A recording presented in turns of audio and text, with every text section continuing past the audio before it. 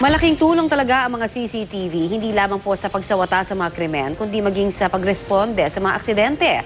Ang mga biktima ng disgrasya na ililigtas sa panganib dahil po sa mabilis na pagsaklolo naman ng mga otoridad. Balitang hatid ni Emil Sumangil, exclusive.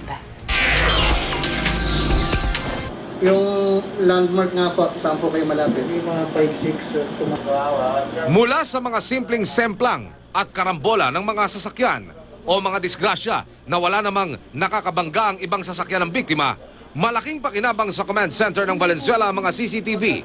Ang mga disgrasya raw kasi, madali nilang natutugunan dahil monitored nila ang sitwasyon sa lansangan. Ang aksidente po, wala pong pinipiling oras po, no? So, madalas po, aming napapansin is tuwing hapon, yung magdidilim po. Okay. Lalo na po yung mga rush hour, ganyan po. Katulad ng aksidente ito sa MacArthur Highway sa Valenzuela, humagis ang rider ng motorsiklo nang salpukin siya ng kasalubong na sasakyan. Pagbagsak sa kalsada ng motorsiklo niya, nahagip naman ang gulong ng motorsiklong kasunod niya.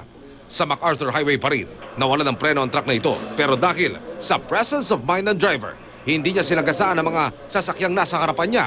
Nagawa niyang maisingit ang truck hanggang sa ibangga niya na ito sa plant box.